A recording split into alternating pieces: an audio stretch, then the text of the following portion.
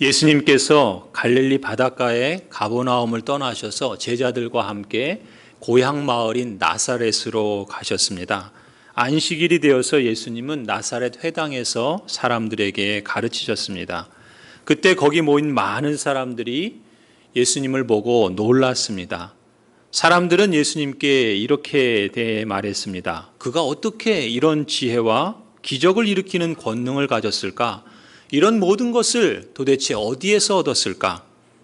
이 사람은 마리아의 아들 목수가 아닌가? 그는 야고보와 요셉과 유다와 시몬의 형이 아닌가? 또 그 누이들은 모두 우리와 같이 여기에 살고 있지 않는가? 이런 이야기를 하면서 고향 마을 사람들은 예수님을 달갑지 않게 여기며 배척을 했습니다. 그래서 예수님은 고향 마을 사람들에게 이렇게 말하십니다. 예언자는 자기 고향과 자기 친척과 자기 집 밖에서는 존경을 받지 않는 법이 없다. 결과적으로 예수님께서는 다만 몇몇 병자에게 손을 얹고 고쳐주신 것 외에는 고향 마을인 나사렛에서 아무 기적도 행하실 수 없었습니다. 다만 그들이 믿지 않음에 대해서 예수님은 놀라셨을 뿐입니다.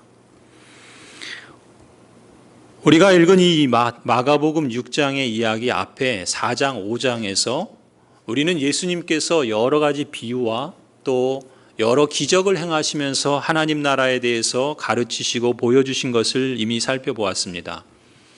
예수님의 가르침과 예수님의 기적은 사실 이전까지 보도 듣도 못한 그러한 지혜와 권능이 있는 모습이었습니다. 예수님의 지혜와 권능에 대해서 사람들은 모두가 놀랄 뿐이었습니다. 도대체 이가 누구이기에 이 모든 지혜와 권능을 가진 것일까? 도대체 그는 어디에서 이 모든 것을 얻은 것일까? 앞서 우리가 살펴본 기적의 사건들을 통해서도 보여주신 것처럼 예수님은 친히 바람과 바다야 잠잠하고 고요하라 말씀하심으로 풍랑이는 바다와 파도를 잠잠케 하셨습니다. 귀신아 그 사람에게서 나오라 말씀으로 악한 영들을 내쫓으셨습니다. 따라 내 믿음이 너를 구원하였으니 평안히 가라. 또한 말씀으로 고통스러운 질병을 고쳐주시기도 하셨습니다. 심지어 소녀야 일어나라 말씀하심으로 죽음에서 어린 소녀를 다시 살리시는 기적의 권능을 행하시기도 하셨습니다. 이로써 예수 그리스도께서는 당신께서 초월적인 하나님이시다라는 것을 보여주셨습니다. 그 모든 지혜와 권능이 하나님에게서 비롯된 것임을 확증해 보여주셨습니다. 예수님을 통해서 생명과 평강으로 충만한 하나님의 나라가 이미 이 땅에 와 있다라는 것을 증거하셨습니다. 그런데 뜻밖에도 정작 예수님의 고향 마을 사람들은 그런 예수님을 배척하고 거절했다라는 것입니다. 예수님은 자기 마을 사람들에게 거절을 당하고 배척을 당하십니다. 좀 의외이지 않습니까? 사실 사람의 경험 가운데 가족에게 배척을 당하거나 가까운 사람에게 버림을 받을 때 그러한 버림과 배척이 그 사람에게 정서적으로 가장 큰 영향을, 가장 큰 충격을 준다 그럽니다. 그런 점에서 보면은 예수님께서 그런 지혜와 그런 권능을 행하셨음에도 불구하고 사람들이 그것을 보고 놀랐음에도 불구하고 정작 고향 마을 사람들은 그런 예수님을 배척하고 거절했다는 것이 참으로 의아할 뿐입니다. 그런데 우리가 복음서를 가만히 살펴보면은 한결같은 공통점이 있는데 그것이 요한복음 1장 11절 말씀입니다. 그가 자기 땅에 오셨으나 그는 예수님이죠. 그러나 그의 백성은 그를 맞아들이지 않았다. 네 개의 복음서의 그 기록자들은 모두가 한결같이 예수님은 이 땅에 자기 백성에게 오셨지만 정작 자기 백성들은 그를 거절했다라고 말씀하고 있습니다. 그렇다면 왜 사람들은 예수님을 거절하는 걸까요? 왜 예수님을 그렇게 받아들이지 않는 걸까요? 그렇다면 예수님은 이런 거절과 이런 배척에 대해서 또 예수님은 어떻게 반응을 하실까요? 먼저 오늘 우리 본문의 6절을 보시겠습니다. 6절에 보면은 그리고 그들이 믿지 않은 것에 놀라셨다. 고향 마을 사람들이 예수님을 달갑게 여기지 않고 배척한 것은 한마디로 말하면 믿음이 없었기 때문이다. 이렇게 표현하고 있습니다. 믿음이 없었기 때문에 예수님을 달갑게 여기지 않았다는 것이죠. 믿음이 없었기 때문에 예수님이 그렇게 지혜로운 말로 가르치고 그 기적의 권능을 보여주셨음에도 불구하고 예수님을 믿기보다는 오히려 달갑게 여기지 않고 배척했다라고 말합니다. 그리고 그러한 사람들의 반응에 대해서 예수님은 그들의 믿음 없음에 대해서 놀라셨다라고 증언을 하고 있습니다.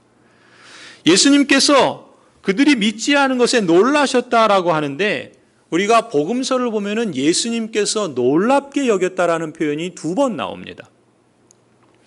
예수님께서 무엇을 보고 놀랍게 여기셨는가? 첫 번째는 오늘 우리가 보는 마가복음 6장 6절에 그 고향 마을 사람들이 믿지 않는 것에 대해서 놀랍게 여기셨고요.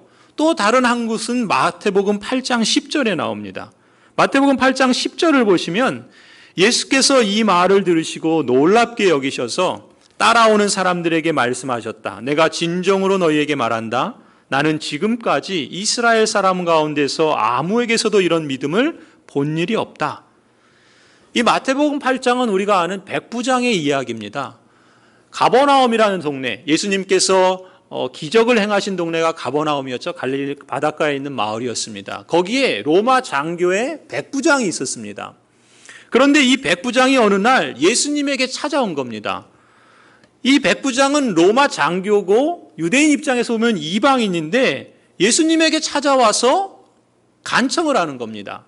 자기 집에 종이 하나 있는데 이 노예가 중풍으로 인해서 몹시 괴로워하고 있다는 거예요. 그래서 그 노예를 고쳐달라, 그런 간청을 이 백부장이 예수님께 찾아와서 드린 겁니다. 이 청을 들은 예수님이 어떻게 반응하시는가? 그래? 그러면 내가 가서 고쳐주마. 이렇게 예수님께서 말씀하십니다. 그런데 그 말을 들은 이방인 이 백부장이 어떻게 반응하는가? 백부장은 이렇게 대답합니다. 주님, 나는 주님을 내 집으로 모셔드릴 만한 자격이 없습니다. 그저 한마디 말씀만 해 주십시오. 그러면 내 종이 나을 것입니다.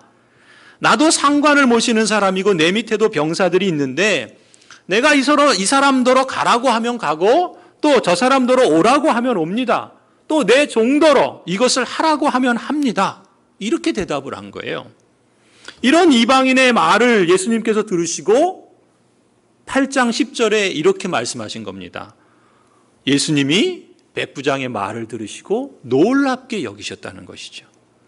그러면서 예수님은 이 백부장의 이 말이 믿음에서 나온 것이다 라고 칭찬을 하십니다. 뭐라 그럽니까? 8장 10절에 나는 지금까지 이스라엘 사람 가운데에서 아무에게서도 이런 믿음을 본 일이 없다. 예수님께서 이 백부장을 이렇게 칭찬하세요. 이 마가복음과 이 마태복음 두 기록에 공통점이 있는데, 흥미로운 점이 있는데 그것은 무엇인가?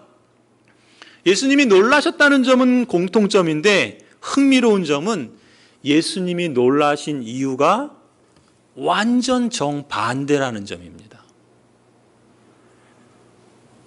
오늘 마가복음 본문에서는 예수님께서 왜 놀라셨습니까?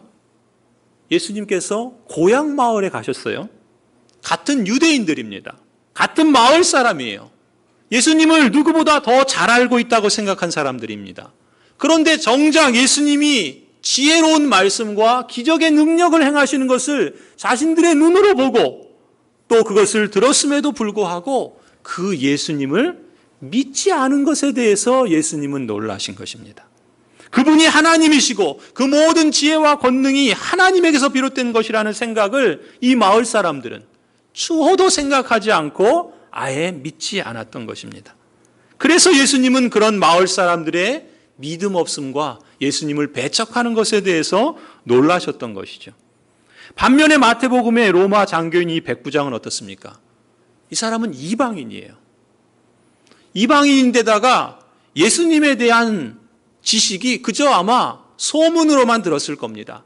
뭐 동료라든지 부하, 병사라든지 아니면 어깨 너머로 그저 예수님에 대해서 이렇다더라 하는 그런 소문을 들었을 뿐일 겁니다. 그럼에도 불구하고 이 이방인 백부장은 어떻게 합니까? 예수님에게 구원하시는 능력이 있다는 것을 들어서 알고 그걸 알 뿐만 아니라 받아들인단 말이죠. 받아들일 뿐만 아니라 자신이 군인 장교로서 자신의 일상 경험을 통해서 권위라는 것이 어떻게 작동하는지를 신앙적인 권위에 적용을 합니다. 이게 무슨 말입니까? 자신도 장교이기 때문에 권위가 있잖아요. 그래서 부하나 상사에게 또 아니면 자기 그 종들에게 어떤 명령을 내리면 그 부하들은 종들은 복종하지 않습니까? 자신의 권위에도 그 종들이나 부하들이 복종하는데 하물며 만일 이 예수라는 이 사람이 정말 소문대로 메시아라고 한다면 그렇다면 그 권위는 말씀만으로도 역사하는 힘이 있지 않겠는가? 그것을 받아들이고 그것을 믿을 뿐만 아니라 실제로 그것에 의존해서 예수님을 신뢰한단 말이죠. 그래서 예수님에게 찾아와서 자신의 종에게 말씀만 해 주십시오라고 그 종의 괴로움을 구원해 주시도록 치료해 주시도록 요청한단 말이죠. 이 백부장은 그저 자신의 일도 아니었습니다. 남들은 다 재산처럼 취급하는 노예에 관한 얘기였어요. 그 당시의 노예는 사람 취급을 안 했습니다. 그냥 재산의 한 목록에 불과한 그런 존재였습니다. 그런 노예에 대해서 이 백부장은 긍휼히 여기는 마음을 갖고 인간다운 존중함을 가졌을 뿐만 아니라 그런 마음을 그냥 마음에 담아두는 것으로 머무르지 않고 장교임에도 불구하고 또 이방인임에도 불구하고 자신을 거리끼에 여기는 유대인을 찾아가서 굳이 그 불편과 체면을 감수하면서까지 예수님께 요청한단 말이죠. 간청한단 말이죠. 행동으로 그 사랑을 실천한단 말이죠. 예수님은 이런 예수님에 대한 이 백부장의 마음속 생각을 아신 겁니다. 그리고 그 노예에 대한 그 종에 대한 긍휼의 감정을 아신 겁니다. 그리고 거기서 비롯된 이 백부장의 행동과 그 의지와 그 실천을 다 종합해서 그것을 예수님은 한마디로 믿음이라고 말씀하시는 겁니다. 그리고 그의 믿음을 보시며 놀랍게 여기시고 그에 대한 믿음을 칭찬하시던 것이죠. 심지어 뭐라 그러십니까? 이런 믿음의 소유자를 정작 자신들은 하나님의 선택받은 백성이라고 자부하던 유대인들 가운데 이제까지 찾아보지 못했는데 이방인 중에서도 그것도 소문으로만 듣고 그것을 받아들인 이 이방인 장교에게서 이제까지 발견하지 못한 그 믿음을 이 사람에게서 발견한 것을 아시고 놀라워하시면서 그의 믿음을 칭찬하시는 겁니다. 성도 여러분, 목사로서 제가 여러분을 위해서 기도하는 바가 있다면 우리 모두가 사실은 이 백부장과 같은 믿음을 소유하는 것입니다. 그래서 예수님의 칭찬을 듣는 그런 구원하는 믿음, 역사하는 믿음, 그러한 장본인이 되기를 주님의 이름으로 간절히 축원합니다. 그런데 여러분, 왜 그렇다면 이 나사렛 마을 사람들, 이 고향 사람들, 예수님과 같은 유대인이죠. 같은 고향 마을 사람들인데 왜 이들은 정작 예수님을 믿지 못했던 걸까요? 무엇이 예수님을 믿고 신뢰하고 그래서 구원 얻는 믿음을 소유하는데 방해가 되었던 걸까요? 그 이유는 한 가지였습니다. 그것이 무엇인가? 이 사람들은 자신들이 이미 예수님을 잘 알고 있다고 생각했기 때문입니다. 3절을 한번 보십시다. 마가복음 6장 3절을 보시면 이렇게 말하죠. 마을 사람들이 하는 말입니다. 이 사람은 마리아의 아들 목수가 아닌가? 그는 야고보와 요셉과 유다와 시몬의 형이 아닌가? 또 그의 누이들은 모두 우리와 같이 여기서 살고 있지 않은가? 무슨 얘기예요? 다 알고 있다는 거예요. 고향 마을 사람들이니까 예수님을 어려서부터 잘 알았겠지요. 어머니가 마리아인 것도 알고 그 아버지가 요셉인 것도 알고 그 아버지의 직업이 목수인 것도 압니다. 그리고 예수님의 남동생들의 이름도 알고 또 그 여동생들이 여전히 같은 마을에 살고 있으니 예수님에 대한 정보는 많이 알고 있어요. 가정 배경도 압니다. 알만한 것은 다 알고 있다고 생각한 것입니다. 그런데 뭐라 그래요? 정작 그들은 그런 예수님을 달갑게 여기지 않은 겁니다. 왜요? 다 알고 있다고 본 것이죠. 심지어 2절에서 우리가 보는 것처럼 고향 마을 사람들은 어떻게 합니까? 예수님이 그 회당에서 가르치시는 그 말씀의 지혜에 놀라요. 도대체 그 지혜가 어디서 온 것인가? 예수님께서 그 행하는 그 기적을 직접 보면서 놀랍니다. 도대체 그 권능이 어디에서 온 것인가? 이렇게 자신들의 귀로 듣고 눈으로 직접 보았지만, 그래서 놀랍다는 반응을 하지만 그 반응이 믿음으로 나아가지는 않습니다. 그분이 하나님이실 수 있겠구나. 그 모든 지혜와 권능이 하나님에게서 비롯된 것일 수 있겠구나. 그런 생각을 애초부터 차단합니다. 왜요? 예수님에 대해서 이미 다 알고 있다고 생각했기 때문에 그렇습니다. 예수님을 잘 알고 있다는 이런 생각과, 그리고 거기서 굳어진 선입견이 정작 예수님이 진짜 누구신지, 예수 그리스도께서 전하시는 복음, 그리고 그 하나님의 나라가 무엇인지 거기에 대해서는 아예 무관심하게 마음을 닫아버린 것입니다. 여러분 3절에 보면은 이들이 이렇게 말하죠. 마리아의 아들 목수가 아닌가. 여러분 왜 이런 표현을 썼을까요? 우리에게는 바로 다가오진 않지만요, 학자들은 이 표현이 경멸의 표현이라 그렇게 해석을 합니다. 왜냐하면 유대 사회는 가부장적인 사회고 북의 사회입니다. 우리 문화가, 유교 문화가 그런 것처럼. 그렇기 때문에 가부장적인 북의 사회에서는 어떻습니까? 우리 호적에, 지금은 바뀌었지만 호적에는 반드시 누가 올라갑니까? 남자가 올라가죠. 그렇잖아요? 그런 것처럼 지금 이 예수님에 대해서 뭐라 그러냐면은 마리아의 아들 목수가 아닌가라는 말은 원래 어떻게 돼야 됩니까? 요셉의 아들 목수가 아닌가, 이렇게 말하는 것이 상식적으로 맞다는 거예요. 그런데 이 마을 사람들은 뭐라 그래요? 요셉의 아들 목수라 그러지 않고 마리아의 아들 목수라 그런단 말이죠. 이게 왜 그런가? 왜 아버지의 이름을 쓰지 않고 왜 어머니의 이름을 써서 마리아의 아들이라고 한 것인가? 학자들은 이것을 이렇게 해석합니다. 우리식으로 말하면 애비 없이 자란 놈이다. 이렇게 비아냥하고 경멸의 표현으로 이렇게 썼다는 거예요. 북의 사회에서, 가부장적인 사회에서 어머니의 이름을 그 가문에 붙든다라는 것이 그런 의미가 있다라고 해석을 합니다. 게다가 어떤 학자는 이렇게까지 해석해요. 예수님의 출생 상황에 대해서 의심스럽다는 소문을 마을 사람들이니까 알았겠죠. 예수님이 어떻게 잉태되었고 태어난지를 알지 않겠습니까? 그러니 예수님을 마리아의 아들이라고 하는 것은 그 소문, 그 풍문, 그것을 알고 그것을 들춰내면서 은근히 헐뜯는 그런 느낌이 든다라는 것이죠. 아무튼 마을 사람들은 이미 예수님에 대해서 알 건 다 안다. 그런데 뭐가 더 필요한가? 그렇게 잘 안다는 사실이 오히려 예수님이 정말 누구신지, 예수님이 증거하는 하나님 나라가 무엇인지에 대해서는 무관심하고, 심지어 그 예수님을 배척하고 경멸하는 데까지 나아갔다 말한다는 것이죠. 이 얼마나 안타까운 일입니까? 사실 오늘날에도 예수님을 잘 안다고 하시면서 예수님을 거부하고 배척하는 분들이 없지 않은 것 같습니다. 예수는 이래서 안 돼. 교회는 이래서 안 돼. 이렇게 말하시는 분들은 교회를 좀 다녀봤다거나 성경을 좀 읽어봤다거나 하시는 분들이 이런 거부감이 사실 좀 더 큰 것 같아요. 물론 우리가 풍성한 삶의 초대라는 것을 우리 교회에서 필수 과정으로 하지 않습니까?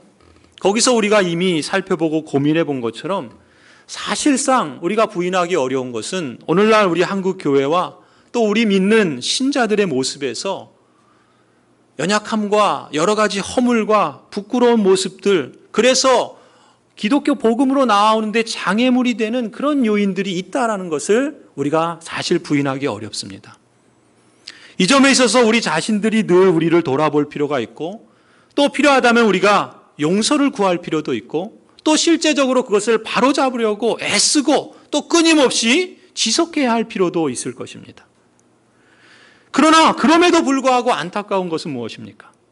이런 장애물 때문에 아예 기독교 복음이, 예수 그리스도가 누구신지, 그가 증거하는 하나님 나라의 생명과 복이 무엇인지 그 길을 아예 쳐다보지도 않으신다거나 자신은 이미 알만한 것은 다 알고 있다고 생각하셔서 이미 단정적으로 결론을 내리는 것은 참 안타까운 일이라는 것이죠. 그래서 복음에 대해서, 하나님 나라에 대해서 냉소적인 반응을 보이고 애초부터 그걸 거절하고 애초부터 그걸 배척하는 것은 참으로 안타깝고 가슴 아픈 일이라 하지 않을 수 없습니다. 5절을 보시면요, 이러한 예수님에 대한 냉소적인 반응에 대해서, 또 거절에 대해서, 배척에 대해서 예수님께서 어떤 모습을 보이시는가? 결과적으로 보면은요,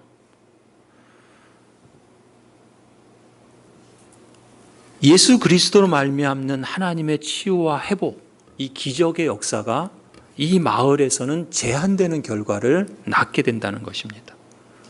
물론 우리가 주목해야 할 점은 그 와중에도 많은 마을 사람들이 예수님을 배척하고 경멸함에도 불구하고 소수의 사람들은 예수님을 찾아왔다는 거예요. 예수님에게 나아왔다는 겁니다. 그리고 그들은 예수님의 능력을 통해서 그 병을 고침을 받는 기적을 실감했다는 사실입니다. 우리는 이 점을 주목할 필요가 있어요. 우리 모두가 사실은 이 길을 함께 갈 수 있기를 소원하는 것 아니겠습니까? 성도 여러분, 여기서 우리가 유념해야 할 점 2가지만 살펴보고 설교를 마무리하려고 합니다. 첫 번째는요, 구원을 얻는 믿음을 소유하는 걸 가로막는 방해물들이 참 많다는 사실입니다. 특히 사단은 실제하죠. 그리고 사단은 실제로 역사합니다. 사단은 어떻게 실제하고 어떻게 역사하는가? 자신의 능력을 최대한 발휘해서 이런 방해물들을 늘리고 강화시키는 것으로 역사합니다. 그래서 사람들이 구원 얻는 믿음에 이르지 못하도록 역사합니다. 아직 믿음을 갖지 않은 사람들 가운데 역사할 뿐만 아니라 심지어 교회에 다니면서 스스로 믿음을 갖고 있다고 생각하지만 실제로 구원 얻는 믿음을 소유하지 못한 사람들 가운데 사탄은 교묘하게 역사합니다. 특히 내가 이미 알 건 다 알고 있다는 그런 생각을 통해서. 그래서 예수님을 바르게 알려고 하는 마음을 닫아버리고, 그래서 그 나라의 생명과 그 복을 제대로 누리는데 장애물을 둠으로써 사단은 역사하고 있다는 것이죠. 우리는 이 점을 유념해야 하겠습니다. 성도 여러분, 만일 어떤 병에 걸린 환자가 스스로 병에 걸려 있지 않다고 여긴다면 어떤 결과가 벌어지겠습니까? 그 병을 고칠 수 있는 적절한 처방을 의사에게 받지 못하지 않겠습니까? 그뿐만이겠습니까? 오히려 그 병을 키우고 악화시키는 결과를 얻게 되겠지요. 영적인 것도 마찬가지입니다. 모든 사람은 죄로 인해서 죽음의 병에 걸려 있어요. 영적인 죽음의 영적 환자라고 말할 수 있습니다. 그런 영적 환자가 구원 얻는 믿음을 소유하지 못했는데도 자신은 건강하다고 그렇게 생각한다면, 자신은 스스로 믿음을 갖고 있다고 착각한다면 그 결과는 얼마나 치명적이고 얼마나 안타까운 일이겠습니까? 혹 예수 그리스도의 복음에 대해서 이런 맥락에서 냉소적인 반응을 보이신 분들이 계신다면, 저는 이 풍성한 삶의 초대에서 나왔던 격언의 말씀처럼 목욕물과 함께 아이를 내버리지 말라는 이 격언을 다시 한번 강조해드리고 싶습니다. 여러분, 갓난 아이를 목욕시키다 보면 어떻게 합니까? 큰 대야에다가 물을 받아놓고 아이를 거기에 담그서 이제 목욕을 시키잖아요. 그러면 목욕을 시키게 되면 어떻게 돼요? 그 물이 더러워지겠죠. 그럼 그 물을 어떻게 됩니까? 버려야 되겠죠. 그런데 그 물이 더럽다고 물을 버리면서 아이까지 버리진 않잖아요. 그렇지 않습니까? 복음이 그렇다는 거예요. 예수 그리스도가 그렇다는 겁니다. 그리스도께서 증거하시는 하나님 나라가 그렇다는 거예요. 예수 그리스도 주변에, 그 하나님 나라 주변에 구정물이 있을 수 있어요. 그것이 교회가 연약해서, 또 그리스도인 우리 신자들이 연약해서 죄 가운데 실수하고 실패해서 그런 구정물이 생길 수 있습니다. 그런데 그런 구정물이 있다 하더라도 그 예수 그리스도, 만일 그분이 정말 하나님이시라면, 그 예수 그리스도가 증거하는 하나님의 나라, 그 나라가 정말 생명의 나라라고 한다면 그 구정물 때문에 그 모든 것까지 다 버린다면 이 얼마나 안타까운 일이겠습니까? 그런 점에서 이미 다 알고 있다는 생각을 잠시 유보하고, 그리고 예수 그리스도의 복음이, 그가 증거하는 그 하나님의 나라의 진리가 정말 참된 복인지, 정말 참된 소망인지, 거기에 대해서 열린 마음을 갖고 그것을 찾아보는 것이 지혜로운 선택이지 않을까. 저는 이것을 다시 한번 강조드리고 싶습니다. 혹 여러분 주변에 이런 분이 계신다면요, 저와 여러분이 어떻게 해서든지 가능하다면 우리가 만들어낸 그 구조물, 우리의 부족한 부분, 우리의 실수한 부분들에 대해서는 최대한 사과를 해야 할지도 모르겠습니다. 그뿐만 아니라 우리가 이 진리대로 살기 위해서 여전히 애쓰는 사람들이 있고, 또 그것을 증거하기 위해서 여전히 순종하는 교회가 있다는 것을 우리는 증거할 수 있으면 좋겠습니다. 바라기는 우리 자신이 그런 증인이 될 수 있으면 좋겠고, 우리 교회가 그런 교회가 되어서 우리 스스로도 이 점을 보여주고 증거하는 그런 디딤돌이 되고자 하는 그런 마음을 갖고 우리가 함께 힘쓰기를 권해드립니다. 두 번째 우리가 유념해야 할 점은요, 이것입니다. 저와 여러분이 하나님 나라의 복음을 믿고 그 뜻을 따라 살고자 할 때, 힘쓸 때, 사실 우리가 이 땅을 밟고 사는 동안에는요, 세상 사람들이나 이 세속 사회로부터 거절을 당하고 배척을 당할 수 있다는 것을 늘 염두에 두어야 한다는 것입니다. 예수님께서 그러신 것처럼요. 우리도 이 땅을 살아가면서 하나님 나라의 복음으로 인해서 거절과 배척을 당할 수 있습니다. 하박국 1장을 한번 보시겠습니다. 이 하박국 1장은 구약의 하박국이라는 선지자가 자기 당대 자신이 살아가는 사회 속에서 그리스도 하나님을 믿는 신자로서 겪는 그 고충과 아픔과 탄식과 부르짖음을 기록한 성경입니다. 하박국 선지자는 이렇게 하나님께 외칩니다. 살려달라고 부르짖어도 듣지 않으시고 폭력이다 하고 외쳐도 구해주지 않으시니 주님 언제까지 그러실 겁니까? 어찌하여 나로 불의를 보게 하십니까? 어찌하여 악을 그대로 보기만 하십니까? 약탈과 폭력이 제 앞에서 벌어지고 다툼과 시비가 그칠 사이가 없습니다. 율법이 해이하고 공의가 아주 시행되지 못합니다. 악인이 의인을 협박하니 공의가 왜곡되고 말았습니다. 자신이 사는 사회가 이런 사회라는 거예요. 폭력이 난무하고, 그래서 악하고 고통하는 사회라는 겁니다.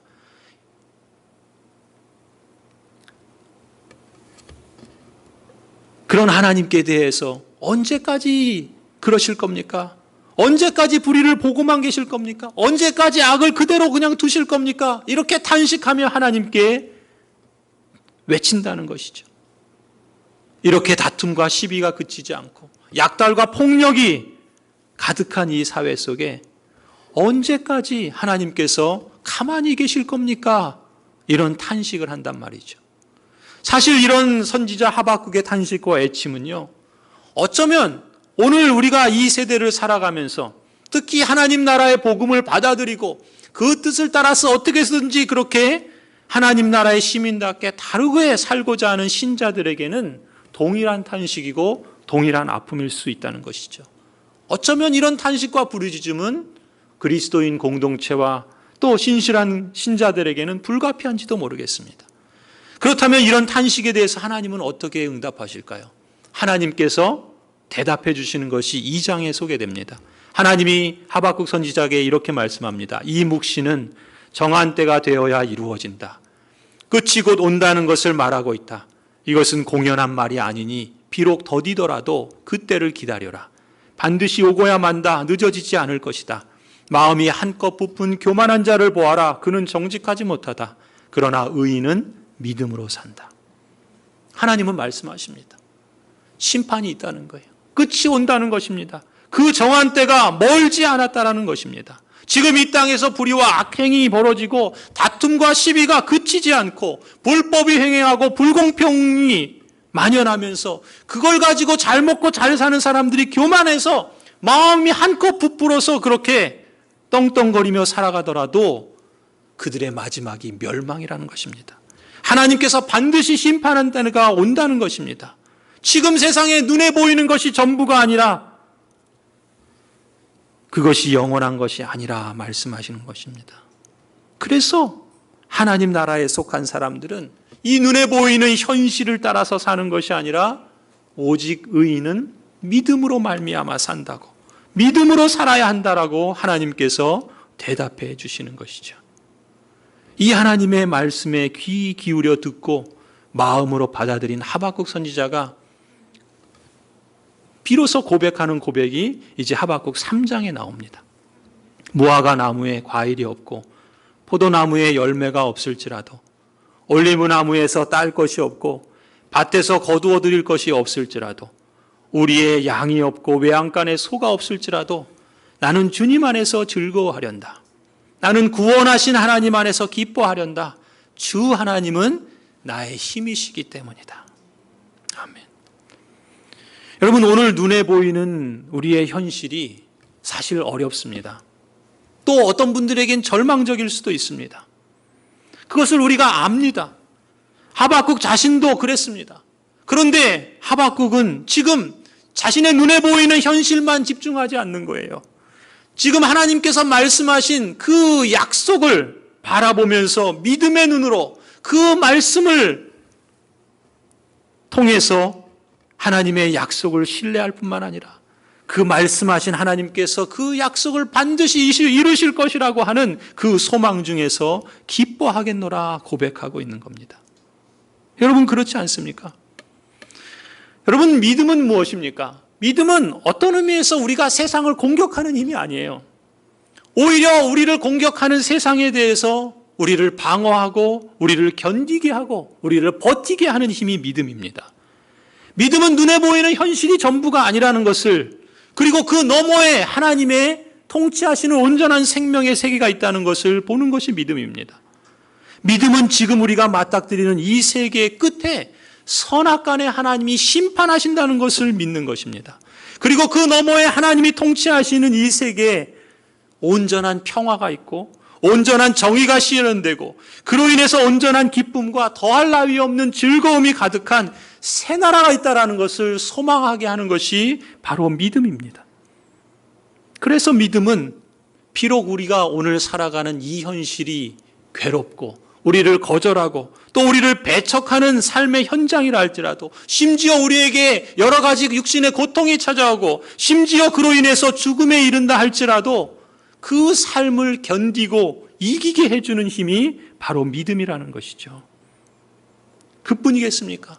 믿음은 영원한 하나님 나라에 대한 소망을 우리에게 보여줄 뿐만 아니라 더 나아가서 지금 우리가 발딛고 살아가는 이 땅에서 이 처절하고 이 고통스러운 현실 속에서 하나님의 나라가 이미 여기에 와 있다는 것을 믿고 그 통치가 여기에서, 그 회복이 여기에서 하나님의 권능과 임재로 인해서 어느 정도 이루어지고 있다는 것을 받아들이고 그것을 실감하고 또 그것이 가능하다면 우리를 통해서 우리의 삶의 현실에, 우리 가정과 우리의 직장과 또 우리 마을 가운데 그런 역사가 일어나기를 기대하면서 그 역할을 맡아서 실천하게 해주는 힘이 믿음이라 볼 수 있습니다.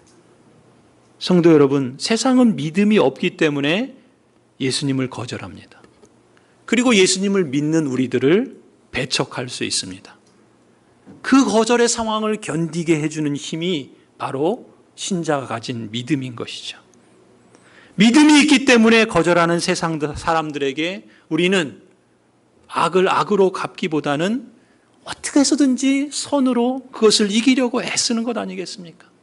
우리는 때로 우리도 넉넉하지 않지만 그 사랑의 마음을 표현하고 실천하는 것 아니겠습니까? 하나님 나라의 생명이 실제고 그 나라가 반드시 우리에게 완성될 것이라는 그 믿음이 있기 때문에 그리스도께서 우리를 이 세상에 보내신 것처럼 그리스도의 대사로서 하나님의 뜻을 이루어가고 순종하고 또 그렇게 살아냄으로써 궁극적으로 하나님의 나라가 우리 안에 이루어질 것을 소망하면서 이 땅을 이기는 신자의 힘이 바로 믿음이 아니겠습니까? 믿음 없는 세상을 살아가지만 그러나 여전히 우리에게 믿음이 필요한 것은 바로 이러한 이유 때문이겠죠. 하나님의 언약으로 부름받은 성도 여러분, 믿음의 선배인 사도 바울은 디모데 후서에서 이렇게 고백합니다. 저와 여러분도 이 말씀을 함께 마음에 새기면서 같은 믿음의 고백으로 주님의 날을 맞이할 수 있기를 간절히 소원합니다. 디모데후서 4장 7절 8절입니다. 나는 선한 싸움을 다 싸우고 달려갈 길을 마치고 믿음을 지켰습니다.